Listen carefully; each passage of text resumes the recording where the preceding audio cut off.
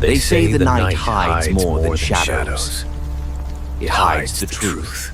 Welcome to Mr. Haunting Whispers, Where real crimes, true horrors, and restless spirits speak through the silence. Listen closely, because sometimes the whispers are real.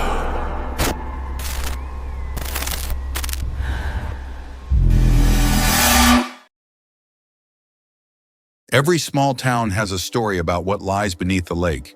Some say it's a ghost town. Others, a forgotten church, a place the water swallowed to keep the rest of us safe. In my hometown, that place was Merrow Lake, and we were told never to dive near the center. I used to think that was just small town superstition, until the summer I found the door. My name is David. I was 19, working part-time at a marina that mostly rented out paddle boats and kept the old diving gear locked up for insurance reasons. The boss, Bill, didn't like anyone swimming past the buoy line. Too deep, he'd say. Current pulls funny out there. But on windless days when the surface was still as glass, I could swear I saw something beneath. Long, pale shapes that didn't move like rocks or logs. That summer was hot, and boredom can make you curious. One August afternoon, I borrowed a tank and mask from the shed, telling myself I'd just take a quick look around the dock pilings. I remember the first shock of cold as I sank. The waist sound dropped away until all that was left was my breathing. At 20 feet, visibility turned to mist. But just as I was about to surface, something caught my eye.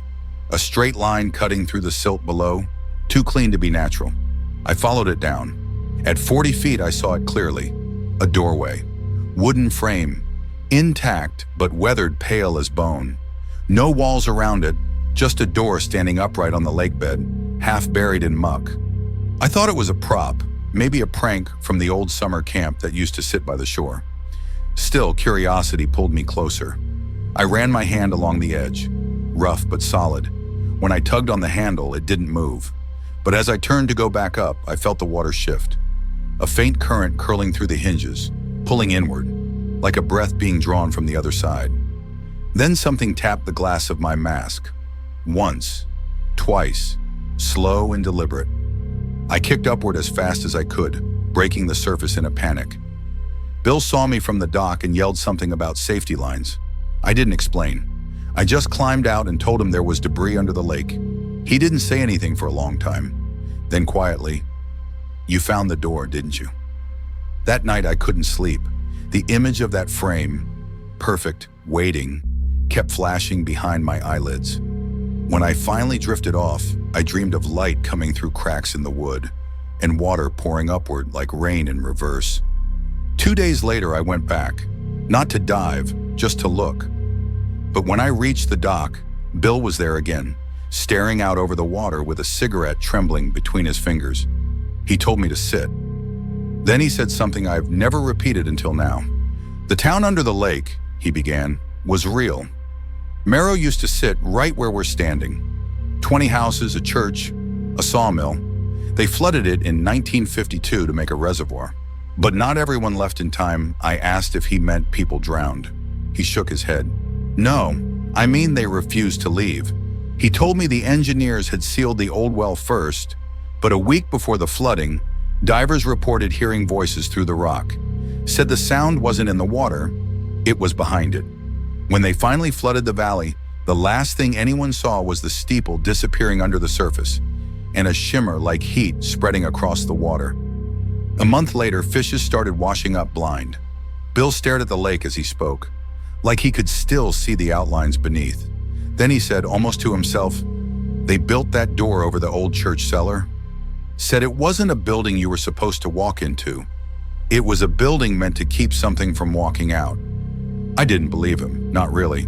But that night a storm rolled in, and around 2 a.m., I woke to the sound of water dripping. At first I thought it was rain, but the window was shut. The sound was coming from the closet.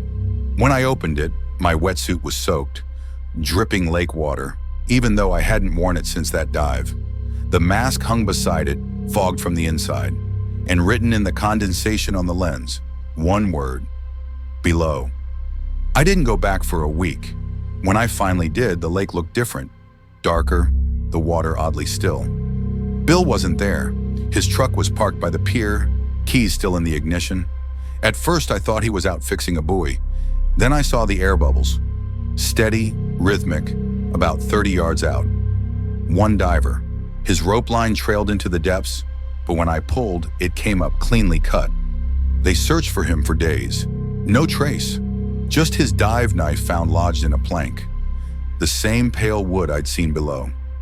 The marina closed the following week. They said the insurance company pulled coverage after another diver reported hearing knocking sounds under the dock supports. 3 knocks, always 3. I moved away the next month, but I still have dreams. In them, I'm underwater again, drifting in the dark, and far ahead I see light, a square of it, faintly glowing in the murk. The door. Sometimes it's open just a little, and from the other side I can hear a sound that isn't a voice, more like water remembering how to breathe. Last year I went back to visit my parents. The lake was lower than I remembered. Drought season, whole stretches of cracked mud where water used to be. Curiosity got the better of me. I walked down the exposed shoreline until I saw something pale jutting from the earth. It was a doorframe, the same one, half buried, half revealed, standing upright in the mud. There were no hinges anymore, no latch, just the imprint where they'd been. And when the wind blew across it, I could swear it sounded like a whisper. Below. That night, the local news ran a story. Strange sinkhole appears in Merrow Valley.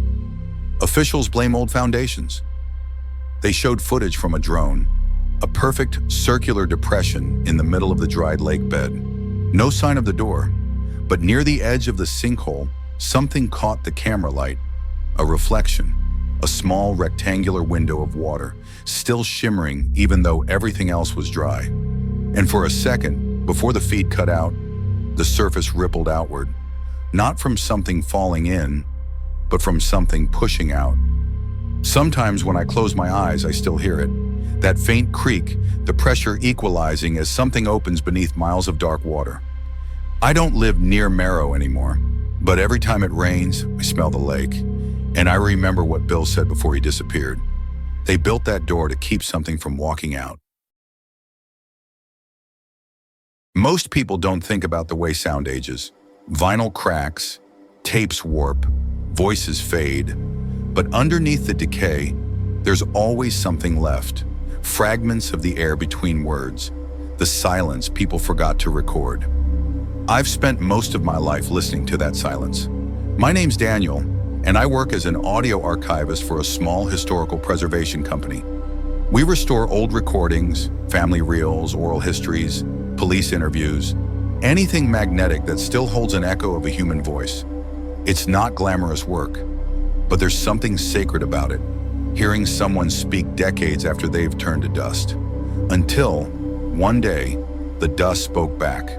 It began with a shipment from an estate auction. 15 unmarked reels found in the attic of an abandoned radio station upstate.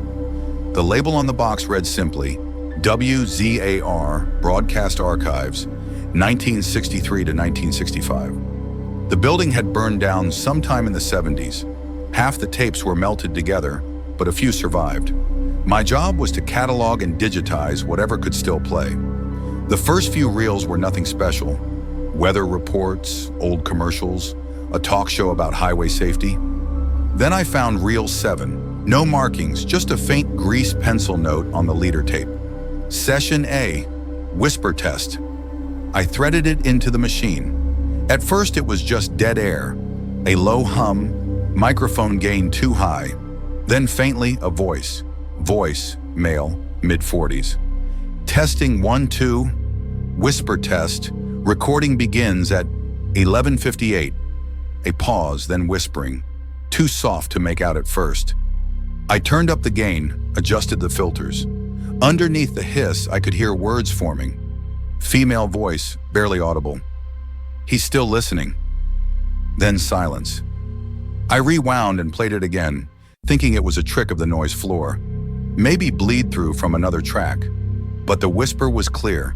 And when I checked the levels, something strange appeared. A spike that didn't correspond to any microphone input. It was as if the sound was being generated inside the tape itself. The next day, I ran the same reel through our digital cleaner. The voice came through sharper this time, and something new appeared. Between the test tones, faint rhythmic clicks, 3 at a time, evenly spaced. When I zoomed in on the waveform, I realized they weren't random. They formed a pattern, a pulse, almost like Morse code. I translated it. It spelled, "Listen back." I thought it was a coincidence until I checked the tape counter. The timestamp for that message was exactly 11:58, the same moment the announcer said he'd begun recording. I turned the reel backward, letting it play in reverse. That's when I heard it. Reverse audio, distorted. Daniel. I froze. My name. Except this tape was recorded in 1963. I spent the next week trying to replicate the glitch. I tested every reel in the box. Nothing unusual. Only reel 7 behaved like that. But late one night, after hours, I left it running while I stepped out for coffee. When I came back, the machine was still spinning. Even though the tape had run out, the capstan motor was whining against empty air, and over the speakers, faintly, someone was breathing.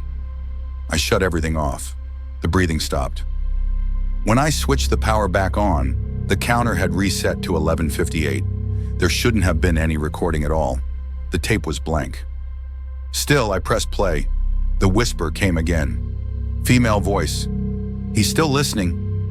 Then faintly behind it, my own voice. My voice, recorded. Is anyone there? Except I had never said that. I started having trouble sleeping. Every night around midnight, I'd hear the faint click of the tape reel in my mind. That rhythmic tick, tick, tick. And I'd wake to the sound of someone whispering near the playback monitors. At first, I thought it was stress. Then one morning, I found my office door ajar. Inside, the reel-to-reel was spinning. Unpowered, unplugged. On the tape counter, 11:58, I called the archives owner to tell him I was done working that batch. He just sighed. "You got the whisper reel, didn't you?" I asked what he meant. He said back in the 70s, when they'd first received materials from the WZAR site, 2 other archivists had quit after hearing phantom voices. They'd both described the same phrase. "He's still listening." He told me one last thing before hanging up. They were trying to record silence. That was the experiment. A pure quiet broadcast to measure residual magnetic noise. But it wasn't quiet. They said something answered. I thought about that all night, and against every instinct, I went back one more time. I locked the door, turned off the lights, and pressed record. "Is anyone there?" I whispered. For a long time, nothing. Then, the faintest reply, whisper, "Always." When I stopped the reel, I noticed something odd. The counter had jumped ahead by exactly 5 minutes, as if I'd been recording longer than I thought. When I played it back, my own voice came through at first, then another sound, soft, wet, like someone breathing through a layer of dust.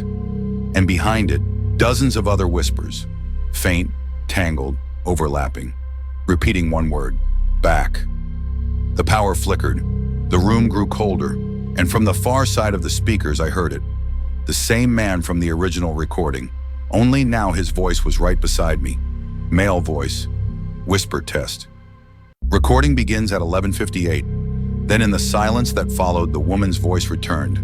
Clear this time. "He's still listening." I looked at the counter. 11:58. Then my reflection in the monitor blinked. When I came to, the reel was still spinning. The counter showed 12:03. 5 minutes gone. The tape hissed softly as it ended. I reached for the stop button and realized the reel was moving backward on its own. A new voice emerged, my own voice on tape. "Stop! Please stop!" I pulled the plug from the wall. The reels kept turning. They found me asleep at my desk the next morning. The machine was cold. The tape was gone. In its place was a fresh reel, unlabeled. When I played it, it contained only static, and at the very end, a single word whispered in my own voice. "Listen." The archive was shut down a month later after an electrical fire destroyed the server room. Investigators said it was likely a short circuit from antiquated wiring. I don't remember leaving the building that night, but sometimes when I close my eyes, I can still hear the faint rhythm of that counter. 3 clicks, pause, 3 clicks again. And when I listen to silence too long, I hear breathing, not mine. He's still listening. You've been listening to Mr. Haunting Whispers, where every truth leaves a scar. If the story unsettled you, good. That means you were listening. Subscribe and stay close to the dark, because the next whisper might be for you.